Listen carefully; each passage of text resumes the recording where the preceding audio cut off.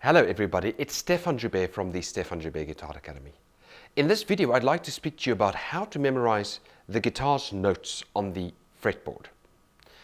You know, I see a lot of students in my teaching practice, and basically, especially when students are new, they really get lost as to where the notes are. A lot of people do know the notes on the sixth string or the bass string of the guitar, but when it comes to the other strings, there's lots of issues around getting to know where the notes are. I think one of the issues is the fact that most people do not take the time to actually sit there and memorize the notes. I'm going to show you an easy method for getting to know the notes. It's going to require work on your part for you to go and actually practice the method and make it work.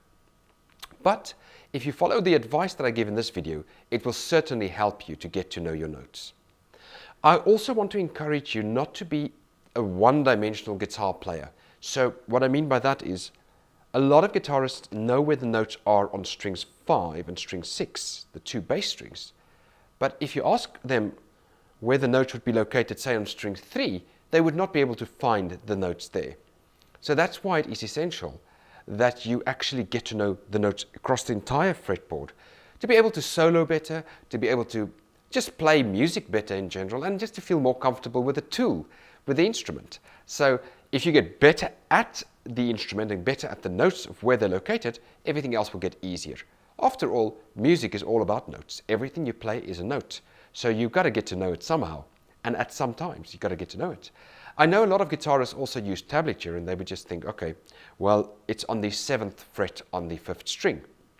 Well, that is fine, but you should still know the name of that note. You can't just think, okay, you know, I can just memorize the tablature, because otherwise you're learning music in a way that's not the best. You're just learning a part of music, and you want to go all out and learn how to play properly.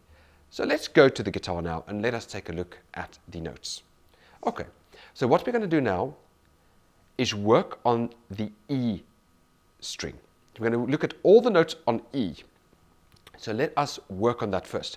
So what we know already from the guitar is that we have an E on the 1st string, which is an open E, and we have an E on the 6th string, again an open E. So we already have two pieces of information there to work with. So an E and an E. What we also know is that the open string, and where the two dots are located, are exactly the same notes, just an octave higher. So we know we've got the low E over here, and then an octave higher we've got the other E, which is basically one full octave higher. So this note equals this note here. An octave, in other words. The same thing from the 1st string. You've got an E here, and then you've got an E 12 frets higher. Now, some guitars will allow you to go all the way to 24 frets. I do not have this on this guitar, but you have guitars where you can go all the way to 24 frets. So let me give you a method on how to memorize the E's. So, what you do is you start from the lowest E, you play it, then you go up to the next E on the same string.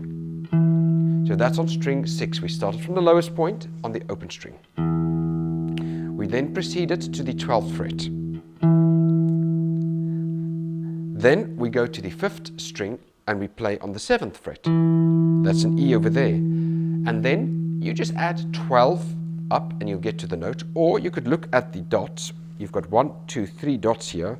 If you go above the 2 dots here, you will have 1, 2, 3, and it's going to be right there. But it's good to know that it's the 19th fret. So you've got the 7th fret and you've got the 19th fret. On string 4, we have the 2nd fret and the 14th fret. On string 3, we have the 9th fret and the 21st fret. So that's the second last note of the guitar on a standard electric guitar. Then on string 2, we have the 5th fret and we have the 17th fret. And on string 1, it's exactly the same as what we have on string 6. So we've got open and we've got 12. So basically, the way to do it would be like this. I'd like you to say it and play it for the notes to internalize. You're going to do, I'm playing the E's, so you're going to say 0, 12, 7, the 3rd dot, 19, the third dot above the 12th fret. Actually, if you want to do it with me, say and play exactly what I'm saying, because that will help you to internalize it.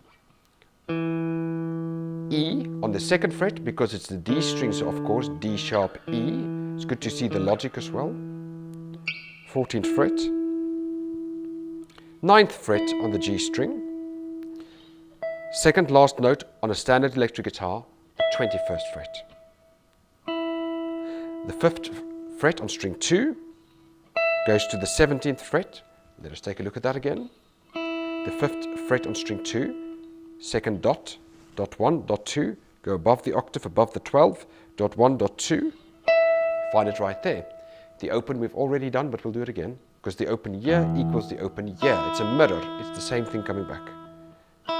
So the open there, and we've got the 2 dots, the 12 there. If you have 24, you can go to the top as well. And then when you've done that, redo it in this fashion. 0, 12, 7, 19, 2, 14, 9, 21, 5, 17, 0, 12. From this point we go straight back. 0, go to the highest note. 17, 5, 21, 9, 14, 2, 19, 7, 12, 0. So that is what I call high, low, low, high, low. What we're going to do now is we're going to go from the highest point to the lowest, back up to the highest. I always like my students to practice in this way. You start something like a scale as well, even like a pentatonic scale, and you just play from the lowest point back to the lowest point, and then you can practice the scale from the highest point back to the highest point. Because if you practice that and you practice, so this one is high, low, high, and you practice low, high, low, you're really going to nail it. Of course, then one can also say, I'd like to start from the middle and practice. Well, that would be another methodology. As a first step, you can try low, high, low, and high, low, high. So, let us do the high, low, high. What I mean by that is the highest note to the lowest note here and go all the way back up to the highest note. Again, we'll say it and play it. Here we go. 12, 0, 17, 5, 21, 9, 14, 2, 19, 7, 12, 0. Then we go all the way back up again because it's high, low, high. 12, 7, 19, 2, 14, 9, 21, 5, 17, 0, 12. So that's the way to get to memorize the names of the notes. Now I want to go further into this and help you to do it further and to get a deeper understanding. So firstly, I'm just focusing on the E note alone, but of course you can do this for any note on the guitar. And yes, I'm just using the E as a basis for this exercise. But if you use the D, you would just go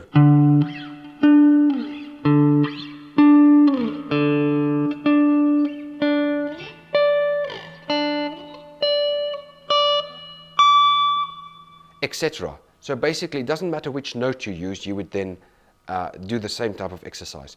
But once you've done that, let me give you another exercise and another way to perfect this. So what we're going to do is we're just going to, first of all, work with the notes below the 12th fret. So 0, 7, 2, 9, 5, 0. Okay? Now we're going to work above, from the 12th and above. 12, 19, 14, 21, 17, 12. And you can go back 17, 21, 14, 19, 12. Okay? So you get to know it up there as well. And up there, spend a little bit more time because you do not know it that well up there. So you can just go, you can just play it as well. Hang on to the note.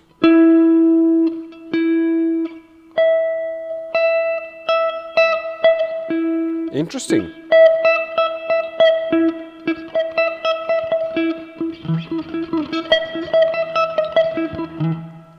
So it's interesting to see how they, or where they're all located. You can do the same thing down here as well.